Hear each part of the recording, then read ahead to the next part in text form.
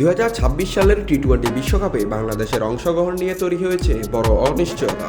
নিরাপত্তা ইস্যুতে ভারত যেতে অনিচ্ছুক বাংলাদেশ ক্রিকেট বোর্ড, আর তাতেই প্রশ্ন উঠেছে বিশ্বকাপে না খেললে আর্থিকভাবে কতটা ক্ষতির মুখে পড়তে পারে বাংলাদেশ।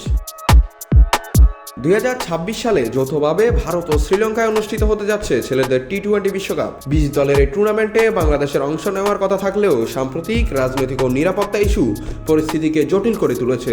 আইপিএল দল কলকাতা নাইট রাইডার্স থেকে মোস্তাফিজুর রহমানকে বাদ দেওয়ার পর থেকে ভারত সফর নিয়ে কঠোর অবস্থানে বিসিবি ও সরকার। বিসিবির মূল দাবি বাংলাদেশ যেন ভারতের পরিবর্তে শ্রীলঙ্কায় ম্যাচগুলো খেলতে পারে, যদিও আইসিসি এখনও এগোচ্ছে মূল সূচি অনুযায়ী।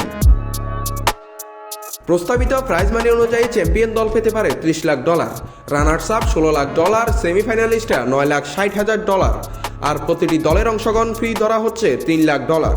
বাংলাদেশ যদি এই বিশ্বকাপে অংশ নিতে না পারে তাহলে ন্যূনতম $3 লাখ নিশ্চিত আয় থেকে বঞ্চিত হবে বিসিবি। এর বাইরে ম্যাচ ফি, আইসিসি ভাতা, স্পন্সরশিপ ও ব্রডকাস্ট রেভিনিউ সব মিলিয়ে ক্ষতির অঙ্ক আরও বড় হতে পারে। বিশ্বকাপ না খেললে শুধু আর্থিক ক্ষতি নয়, ভবিষ্যৎ বিশ্বকাপে সরাসরি খেলার সুযোগ নিয়েও তৈরি হতে পারে অনিশ্চয়তা।